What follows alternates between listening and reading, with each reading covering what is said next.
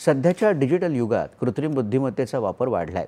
सोबतच सायबर गुन्हे, deep fake सारखी आव्हानंही निर्माण झालेत.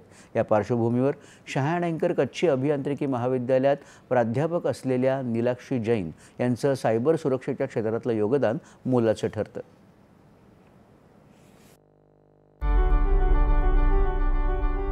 सध्याच्या डिजिटल युगात कृत्रिम बुद्धिमत्तेचा वापर वाढला आहे. सोबतच सायबर गुन्हे, डीप फेक यांसारखी आव्हानंही निर्माण झाली आहेत. या पार्श्वभूमीवर शहा आणि कच्ची अभियांत्रिकी महाविद्यालयात प्राध्यापक असलेल्या नीलाक्षी जैन यांचं सायबर सुरक्षेच्या क्षेत्रातलं योगदान मोलाचं ठरतं. डिजिटल इंडिया में नई टेक्निक्स बहुत आ रही है. हम पहले खुद को इस टेक्निकल नॉलेज से अवेयर करवाएं, अपने स्टूडेंट्स, अपने विद्यार्थियों में वो अवेयरनेस क्रिएट करें.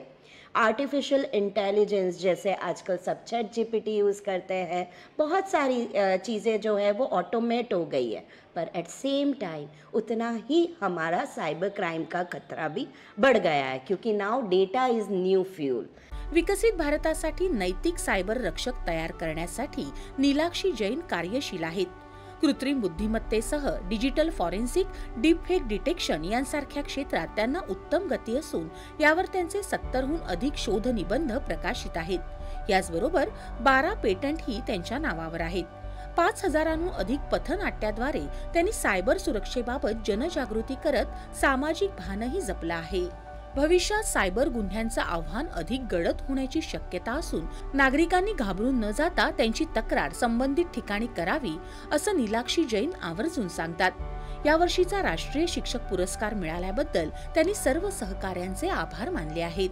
हम डिजिटल मूवमेंट की बात कर रहे हैं, डिजिटल इंडिया की तरफ आगे बढ़ रहे हैं और विकसित भारत 2047 में जो डिजिटाइजेशन है वो एक कम्प्लीटली डेवलप्ड इंडिया के लिए है. जब हम डिजिटाइजेशन की बात कर रहे हैं, साइबर क्राइम भी उतनी ही तेज़ी से बढ़ रहे हैं. सो आर्टिफिशियल इंटेलिजेंस भी उतना ही आगे बढ़ गया है. हम डीप फेक डिटेक्शन की तरफ बढ़ रहे हैं, डिजिटल अरेस्ट टाइप के क्राइम हो रहे हैं.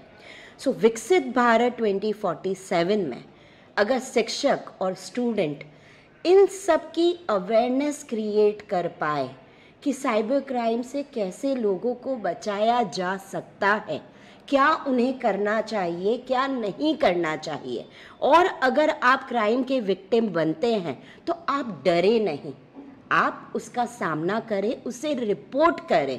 नीलाक्षी जैन यांच्या मार्गदर्शनाखाली त्यांच्या विद्यार्थ्यांनी आंतरराष्ट्रीय हॅकेथॉन, सीटीएफ स्पर्धा तसंच विविध स्टार्टअप्समध्ये अनेक पुरस्कारही मिळवले आहेत. भविष्यातले सायबर रक्षक घडवण्यातलं त्यांचं योगदान निश्चितच वाखाणण्याजोगं आहे. दूरदर्शन बातम्यांसाठी योगेश शीतलसह आदित्य कासारे, मुंबई.